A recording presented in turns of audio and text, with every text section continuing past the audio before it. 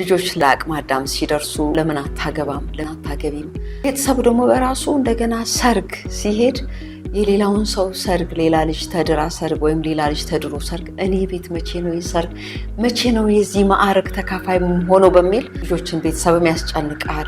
ሰፈሩም ውስጥ ያለ ሰው መቼ ነው ያንቺን ሰርግ የምንበላው ይሏቸዋል። እነዚህ ጥያቄዎች እጅግ ከጊዜ ወደ ጊዜ ሰዎችን እያስጨነቁ ግራ እያጋቡ እንደዚህ አይነት ጥያቄዎች ደግሞ መልስ ሰጥቼ ልገላገል ብለው የሚወስኑት ውሳኔ ደግሞ ሌላ አስቸጋሪ መዘዞችን ይዞ እየመጣ የባሰ ብቻቸውን ሆነው ከሚያስጨንቃቸው ነገር ባለፈ ደግሞ ሌላ አስጨናቂ ነገሮች ይከተሏቸዋል እና ለምን አታገባም?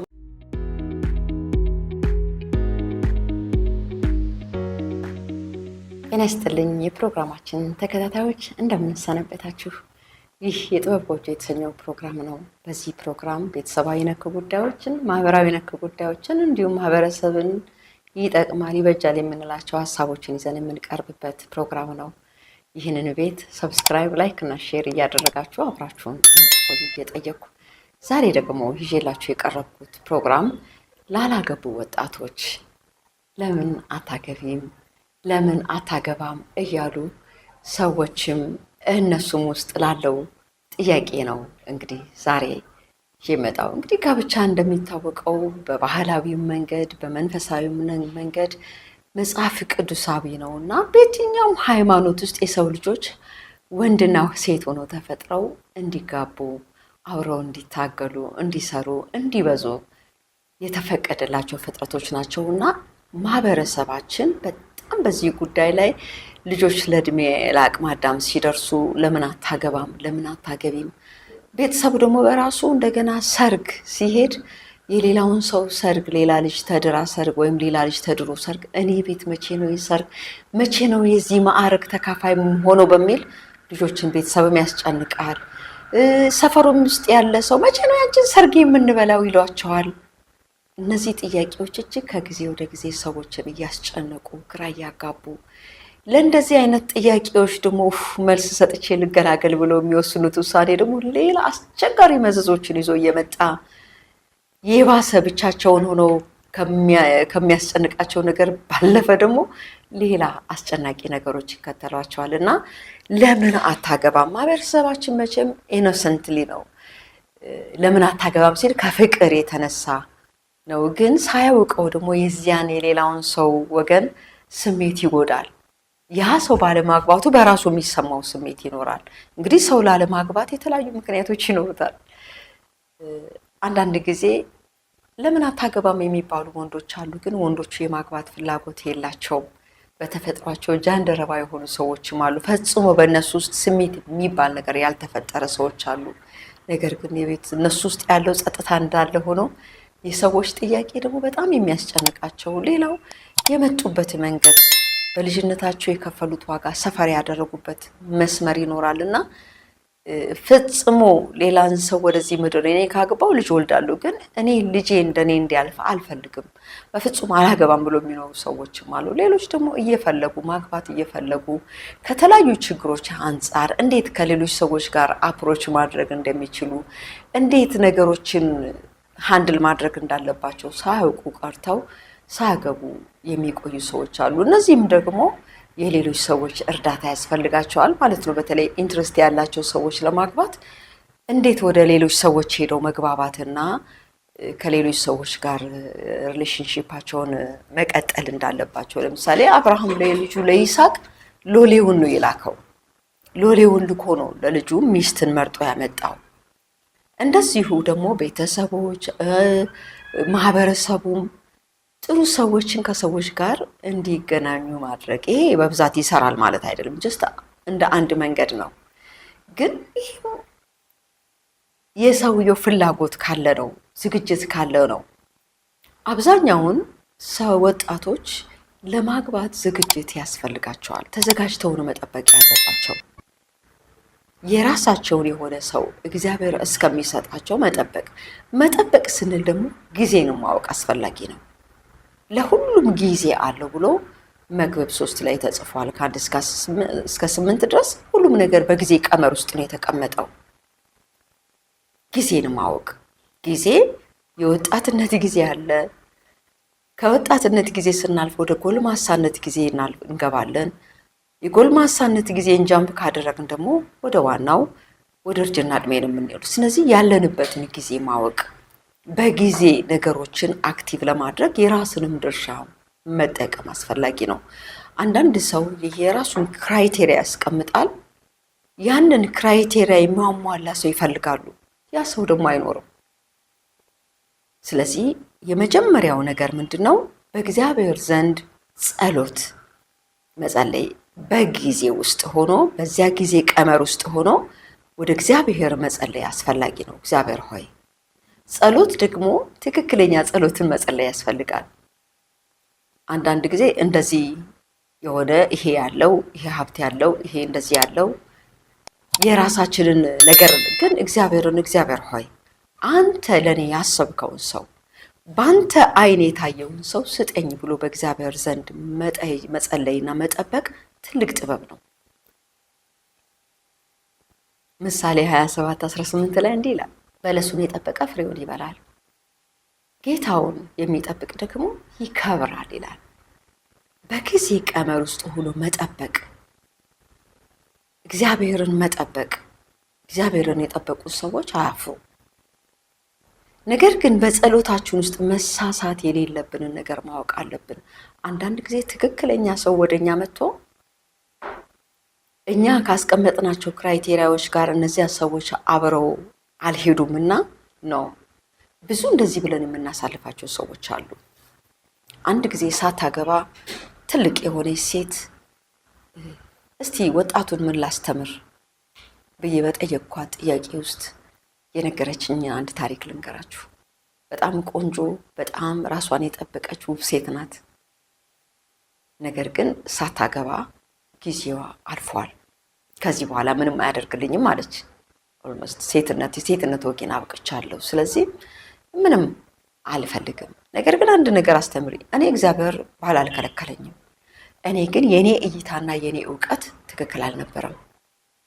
አንድ ጊዜ በከተማ ውስጥ ያለ ፎቶ አንሺ ነው፣ እንዲህ ከተማ ውስጥ እየዞረ ነው ሰውየው ፎቶ የሚያነሳው እና የጋብቻ ጥያቄ ያቀረበልኝ። ማንን እንደጠየቅ ታውቃለህ ለመሆኑ አልኩት። ማንን እንደጠየቅ ታውቃለህ?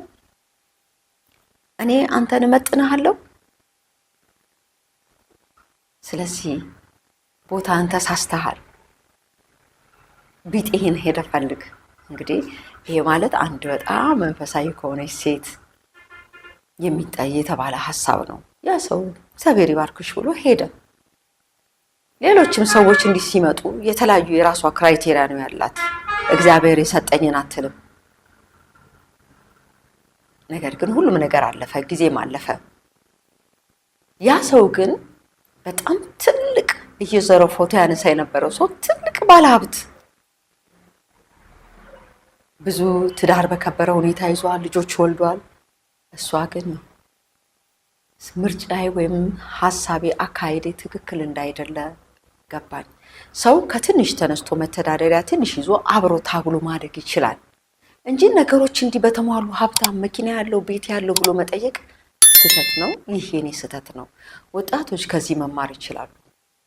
አብሮ መታገል ማደግ ይቻላል እንጂ ግድ ከሀብት ኑሮ አይጀምርም።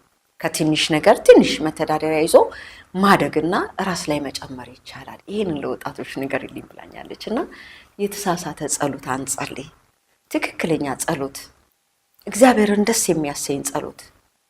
እግዚአብሔር ደግሞ ታምነው ለሚጠብቁት በእውነት ይመጣል፣ ያገኛል፣ መልስም ይኖረዋል እና በእግዚአብሔር ዘንድ በታማኝነት እየጸለይን የተሰጠንን ደግሞ ከእግዚአብሔር ዘንድ የመጣውን መቀበል። በዚህ መካከል አንድ ትልቅ የሚያሳዝኑ አጋጣሚዎች አሉ። በጓደኝነት በጮኝነት ረጅም ጊዜ በመውሰድ ለመጋባት አስበው ያሉ ምንም በማይታወቅ ሁኔታ ያ ሪሌሽንሺፕ ሲቋረጥ አንደኛው ወገን በጣም ይጎዳል። ሰፊ ጊዜ ያሳልፈዋል በዚያ ሪሌሽንሺፕ ውስጥ፣ በቃ ጠብቀዋል። ግን ያ ባለመሆኑ ቀጥሎ ሌላ ሪሌሽንሺፕ ውስጥ ላለመግባት ወስነው ደግሞ የሚኖሩ ሴቶችም ወንዶችም ብዙ ናቸው። ሪሌሽንሺፕ ሊቋረጥ ይችላል። የማይቋረጠው ትዳር ነው። ሪሌሽንሺፕ ቢቋረጥም አይ ይሄ ነገር የእግዚአብሔር ፈቃድ አይደለም በራስ ስህተት ካልሆነ በራስ ጥፋት ካልሆነ አንደኛው ወገን ወስኖ ወደ ሌላ ነገር ሲሄድ ራስን መጉዳት አያስፈልግም። ለሚቀጥለው ሪሌሽንሺፕ ራስን ማስተካከልና መጠበቅ ጥሩ ነው። እና ለምን አታገብም ስለተባለ ደግሞ በቃ እንዲህ ተብሏልና ያገኙት ሰው ላይ መውደቅም ስህተት ነው። ይሄ በጣም ስህተት ነው፣ በጣም የሚጎዳ ነው። ያገኙትን ሰው ሳይሆን ጀስት ተዋውቀው ተገባብተው ትክክለኛ ስሜት በሁለቱ መካከል መኖሩን አረጋግጦ ወደ ትዳር ደግሞ መግባት ጥሩ ነው። የሰዎችን ጥያቄ ለመመለስ ሲሉ ገብተው ብዙ ዋጋ የሚከፍሉ ሰዎች እስከዛሬ አሉ። ሳልወድሽ ነው ያገባሁት፣ ሳልወድህ ነው ያገባሁት፣ በቃ ሰዎች ስላሉኝ ነው ያገባው የሚሉ ሰዎች ቁጥር ዛሬ አንድ ቤት ውስጥ መኖር አቅቷቸው የሚፋቱ እነዚህ ሰዎች ናቸው።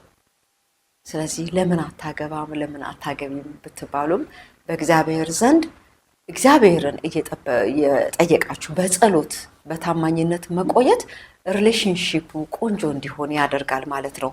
ስለዚህ ወጣቶች አሁን ይሄ የሰርግ ሰሞን ነው፣ ብዙዎች ያገባሉ። በዚህ ስሜት ተወስዳችሁ የማይሆን ምርጫ ውስጥ እንዳትገቡ ትክክለኛ ምርጫን ለመምረጥ ለመወሰን ራሳችሁ የምታዘጋጁበት ጊዜ ነው። የሚዘጋጅ ሰው ደግሞ ያገኛል። እንቅልፍ አይበላችሁ። እነኛ 10 ቆነጃጅት ታሪክ ጋር ስንመጣ 5ቱ ዝግጁ ነበሩ። 5ቱ ጠብቀው ሰለቻቸውና ተኙ። በንቃት ግን መብራታቸውን እያበሩ እየጠበቁ ያሉት ግን ጌታ ሲመጣ ተገናኙ፣ ሄዱ። እነዚያ እኮ መምጣቱን አውቀዋል፣ ግን እንቅልፍ ላይ የነበሩ ዘይታቸው አልቋል፣ መብራታቸው ጠፍቷል። በዚህ መካከል ከጌታ ጋር ሳይገናኙ ቀሩ። እንደዚሁ ወደኛ መልስ ሲመጣ ስፍራ ከለቀቅን አንገናኝም ማለት ነው። አንዳንድ ሰው ጌታን ጥሎ ዞር ይላል ወይም በዓለማዊ ልምድ ውስጥ ይያዛል። እነዚህ ጌታ ሲመጣ መልስ ሲመጣ አለመገናኘት ይሆናል። ስለዚህ ወጣቶች በትጋት በመጸለይ ከእግዚአብሔር ጋር በመስማማት በትጋት በእግዚአብሔር ፊት በመቆም እግዚአብሔር ያዘጋጀልን ነገር መቀበል እንችላለን እንጂ የሰዎች ጩኸትና የሰዎች ጥያቄ ብቻ እናንተን ወደዚህ ስሜት ውስጥ አያስገባችሁ። ወላጆች ደግሞ በዚህ አጋጣሚ ሴት ልጆቻችሁን ሚስት መሆን እንዲችሉ አድርጎ ማሳደግ። እናንተም ወጣቶች አሁን ልታገቡ የምታስቡ ወጣቶች ሚስት ምን ከሷ እንደሚጠበቅ ዝግጅት ያስፈልጋል ማለት ነው። አንዲት ሚስት ምንድነው ከሷ የሚጠበቀው? መጽሐፍ ቅዱስን በማንበብ ሌሎች አጋዥ መጽሐፎችን በማንበብ ጥሩ ሚስት ሆኖ መዘጋጀት። ባልም የሚሆን ወጣት አንድ ጥሩ ባል እግዚአብሔር የሚወደው አይነት ባል ለመሆን በምን አይነት መልኩ ነው? መጽሐፍ ቅዱስ ስለ ባል ምን ይላል? ሌሎች መጽሐፎች ምን ይላሉ? ባለሙያዎች ምን ይላሉ? ጥሩ የህይወት ምሳሌ ያላቸው ሰዎች ምን ይላሉ? ይሄንን በማየት ራስን ጥሩ ባል ለመሆን ማዘጋጀትና እግዚአብሔርን መጠበቅ መልካም ነው። እግዚአብሔር መልስ አለው። በእውነት ተዘጋጅተው ለሚጠብቁት እግዚአብሔር ይገናኛቸዋል። የምትጠብቁት ጌታ እሱ በድንገት ይመጣል ነው የሚለው። ይመጣል ጌታ መልስ ይዞ ይመጣል። ስለዚህ ራሳችሁን አዘጋጅታችሁ ጠብቁ። ያልተዘጋጀሽ ሚስት አትሁኚ፣ ያልተዘጋጀ ባል አትሁን። ዝግጅት ያስፈልገዋል። የተዘጋጀ ሰው ደግሞ ሬዲ የሆነ ሰው ያገኛል። ከራሳችሁ ጥበቃ አውጡና እግዚአብሔርን በማስገባት በዚያ ውስጥ የራሳችሁን ክራይቴሪያዎች ቀንሱ። ብዙ ክራይቴሪያዎች የምታበዙአላችሁ። ከዚህ ውጡና እግዚአብሔር የፈቀደው ወደ እናንተ እንዲመጣ በእግዚአብሔር ፊት ኮንሲስተንትሊ በታማኝነት ጸልዩ። እግዚአብሔር ይጎበኛችኋል። እንግዲህ ለዛሬ ያለኝ ፕሮግራም ይሄ ነው። በሚቀጥለው በሌላ ፕሮግራም እስከምንገናኝ ይህንን ቤት ሰብስክራይብ፣ ላይክ እና ሼር በማድረግ እንድታግዙን እላለሁ።